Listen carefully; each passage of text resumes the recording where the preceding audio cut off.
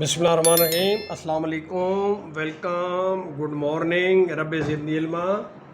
Now there is a question, and very interesting question, and you will love to solve this question. Question is this, that कहता है can you identify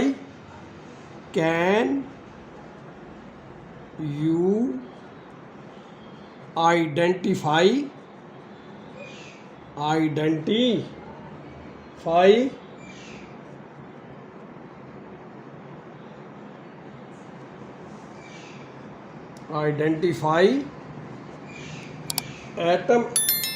an atom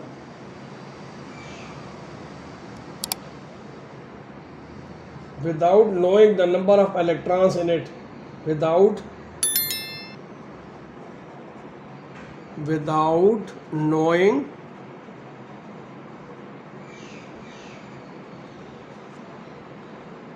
number of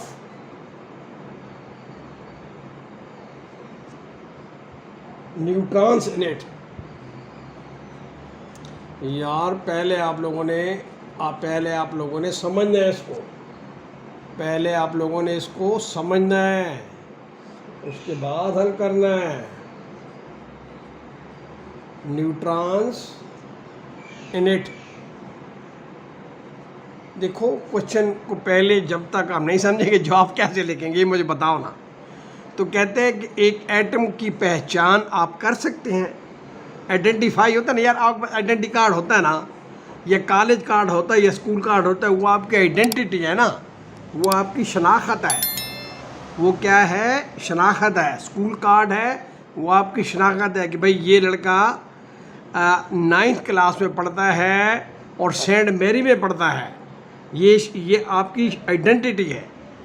तो यहाँ ये कहता है can you identify an atom without knowing the number of neutron. कहता है neutron का नहीं पता, यानी न्यूट्रॉन की तादाद का नहीं पता. तो कहते हैं आप आइडेंटिफाई कर सकते हैं या नहीं कर सकते. तो आपने यहाँ पे जवाब देना है मेरे भाइयों. क्या जवाब दोगे? तो आप कहोगे यस. बड़े धड़ल्ले के साथ आपने कहना है यस. मज़ा आ गया या नहीं आ गया? कहोगे यस. और फिर कैसे? तो बेटा इसमें ये याद रखिएगा कि जो आपका नंबर ऑफ न्यूट्रॉन्स होते हैं, नंबर ऑफ न्यूट्रॉन्स होते हैं, क्या बेटा? नंबर ऑफ न्यूट्रॉन्स होते हैं, वो किसके बराबर होते हैं? वो atomic mass minus atomic number के बराबर होते हैं. वो अगर एटॉमिक मास में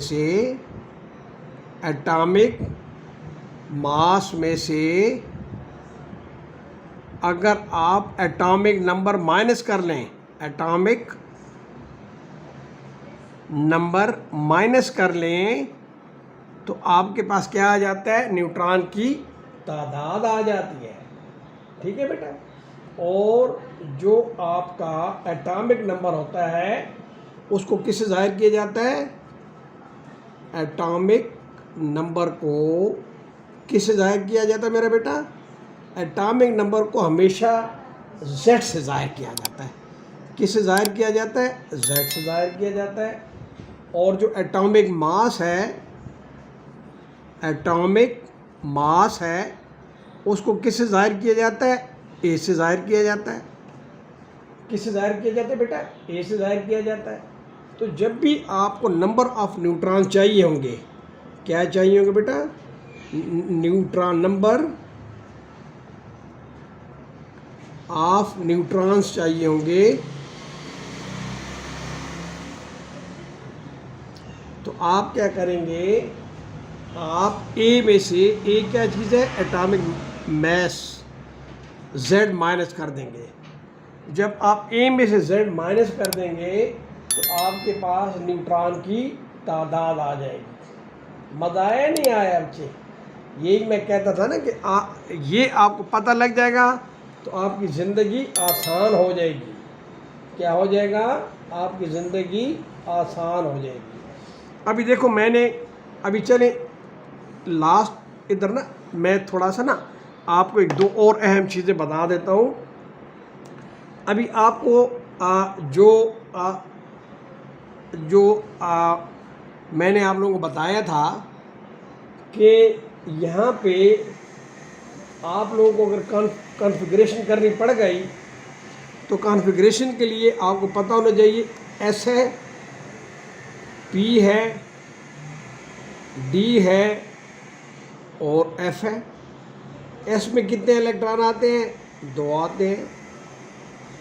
2 से ज़्यादा नहीं 2 से ज़्यादा नहीं आ सकते, ऐसा काम नहीं करना। पी में कितने आते हैं? 6 इलेक्ट्रॉन आते हैं। डी में कितने आते हैं? 10 इलेक्ट्रॉन आते हैं, ठीक है। और एफ में कितने आते हैं? 14 इलेक्ट्रॉन आते हैं।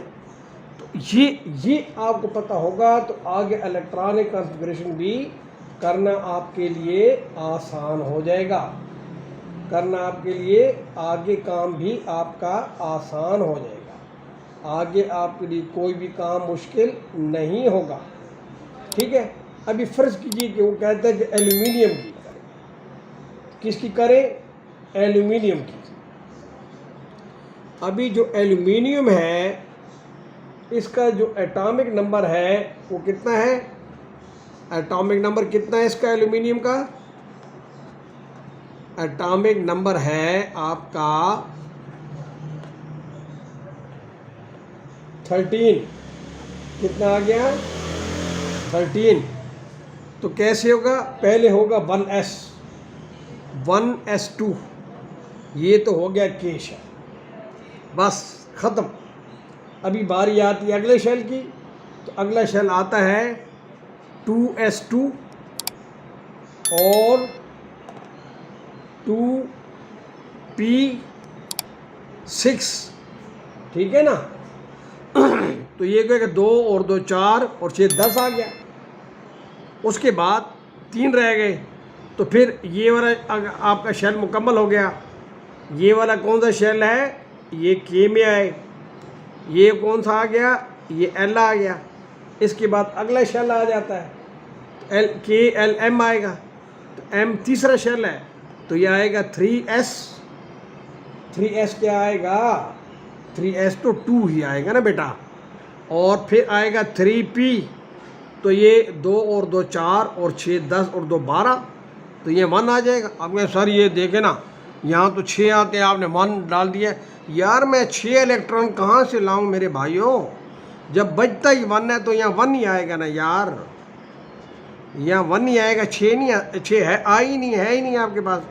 तो ये 2 ये आ गए, 1 ये आ गया, 2 ये आ गया, 6 ये आ गया, 2 ये आ गया, 2 ये, 2 और 2 4 और 6 10 और 2 12 और 1 13, तो ये टोटल 13 आ गए नहीं आ गए? मज़ा आया नहीं आया? इस तरह से ये होती है इलेक्ट्रॉनिक कॉन्फ़िगरेशन। क्या कहते हैं इसे? कहते हैं इलेक्ट्रॉनिक। ये जब आपको आएगी ना तो आगे काम आपका आसान है। Electronic configuration.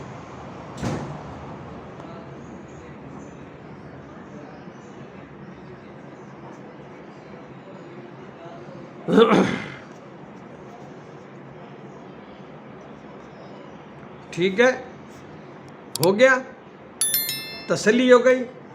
Okay, thank you very much. Allah bless you, Allah reward you. मेरी ढेरों सारी दुआएं आपके साथ, ताकि अल्लाह ताला आप सबको कामयाब व कामरान करे। और यह है कि नेक्स्ट वीडियो तक अल्लाह हाफिज़, अस्सलाम वालेकुम।